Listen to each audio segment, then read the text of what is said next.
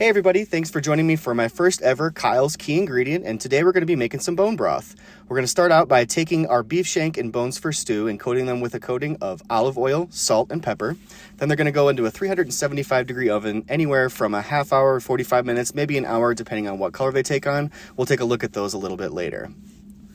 Next up, we're going to be creating our base for our aromatics, and it's going to start with some celery, carrot, and onion. We're going to take a whole onion and chop it up very roughly, followed by a whole head of celery. Now, instead of going ahead and cutting away all those leaves and all the white stuff, we're going to use pretty much all of that. We're going to cut just a little bit off the base, just enough to make sure it's nice and clean, and then we are going to roughly chop all of the celery here. Again, some people like to just use the pretty parts in the middle. I like to use it all. I think it adds a nice, wonderful aromatic flavor and a nice base to our bone broth. We're going to go ahead and add that to our onions, and then next up we will move on to the carrots.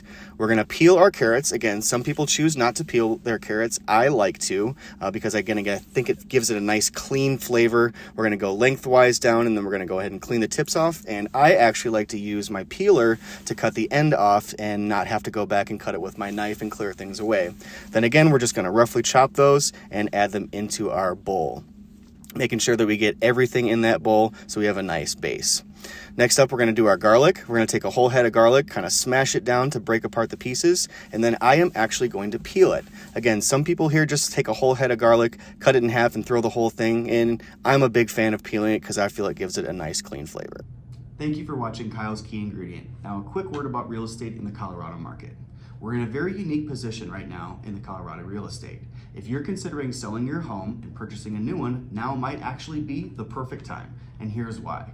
We've been told that interest rates will be dropping over the course of the next few months. And what this is going to do is create a larger pool of buyers. Now, if you're going to be selling your home and using a contingent offer, meaning you need to sell your home before you purchase the next one, you're in a very unique position before these interest rates drop to be able to place a strong offer in this market. So if you're considering selling your home, especially if you're going to be using a contingent offer, please contact me now, and I'd love to talk to you about your journey. Thanks, and let's get back to the video. So it's been about a half hour. We're going to go ahead and check that meat. It's not quite developing enough color, so we're going to go ahead and leave that in there while we prep more of our aromatics. First off, we're going to start with a couple of bay leaves, followed closely by a small amount, again, very small piece of cinnamon. Then we're going to add some black peppercorn, some whole black peppercorn. Don't worry if a little dust gets in there. And then a couple of garlic cloves. I'd use 2 or 3. A couple whole allspice rounds. Again, whole allspice, not ground. And as well as a cardamom pod. Now, don't forget with a cardamom pod, we're going to go ahead and squeeze that to make sure it gets all of its aromatic flavor released. Then we're going to do some cardamom seeds, followed lastly by a little bit of black cumin. Again, this can be sourced from your local market. If you have any questions, let me know and I can maybe help you find some. Next is our key ingredient, and we use El Dorado spring water in our home. And this, because we're going to be boiling it down and concentrating it, we don't want any impurities, no extraness, so that beautiful clean water is going to be really wonderful for us. Now we're going to check. It's been about 45 minutes here. We're going to look at that. Now here we're getting that nice dark rich color that I'm looking for. It's starting to firm up really well, but the other side still needs a little bit of love, so we're going to go ahead and flip everything. Now it is Sunday, so I'm in a nice casual outfit. Don't mind that, but we're flipping everything, kind of getting it rotated around, and we're going to leave it in there for probably another 20 or 30 minutes or so until we get this final product. That final product is a fully rendered, fully darkened all the way around to give a nice rich beefy flavor to our bone broth. And then here comes the assembly. So we're going to take all those bones, throw them in a pot, as well as all of our aromatics, and then we're going to add next up some beef feet, some calf hooves. This is going to give us some nice gelatin to our base here and create that sort of jiggly firmness that we're looking for. We're going to top it off with some water. I actually like to pre-boil my water on the side to make sure we're not adding super cold water to a hot pot, which makes everything just go that much slower, so we can get to that point where we're looking for.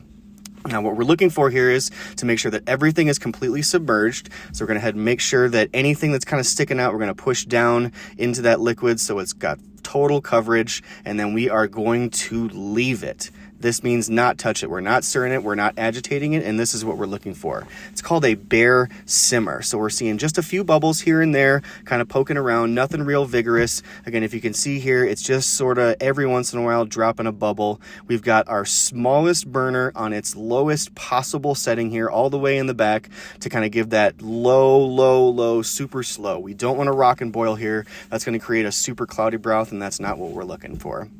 Next up, we're going to make sure we take care of the impurities. Now, there's going to be a film that sort of creates on top here, and we're going to keep skimming that off. I honestly like to check this thing every 20, 30 minutes or so and just kind of keep going after it until that film accumulation starts to slow down. It kind of grabs onto those edges there. Make sure you take something really hard to kind of scrape it off the edges, and this is an idea of what that film sort of looks like.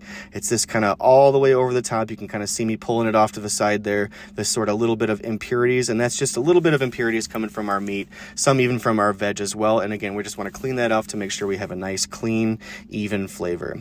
Next, we're going to be pulling off all of the fat. Now, there is more fat here than you think there is. I pulled almost 5 to 6 cups of fat off the top of this.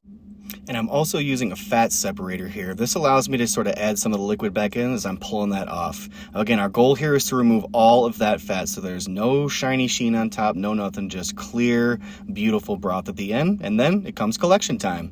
So we're gonna, again, not stir this. We're gonna pull it off gently off the top, get any of those extra stuff. You're gonna put it through a filter to make sure we're not getting any big particles or anything like that. And then I'm actually gonna make some beef stock. So this has been going for 72 hours. The next layer here with just a little bit of extra celery, carrot, and onion is going to go for 24 hours, and then I'll pull that off as well and make some beef stock. And this is what we've ended up with, some beautiful bone broth. This is great for soups, for sauces, and even honestly on a rainy day, just kind of heat some of it up. It's got that beautiful gelatin content, nice, a lot of collagen here, so if you're sick, honestly a little salt and pepper and some butter here, this stuff is absolute magic, and it makes a ton here. I've got a giant stock pot, and it made a significant amount. Just look at that beautiful solidity there. This makes an absolute ton. This is almost 2 gallons of stock here. I ran out of containers to put it in. This is great in the freezer for 6, 9, even 12 months. Just go ahead and label it, and that's it. Thank you so much for joining me today on Kyle's Key Ingredient. I hope you learned a little bit and you can enjoy this with your family. If you have any questions, feel free to reach out to me, Kyle@searchdenverhomes.com. Thanks, and we'll see you again.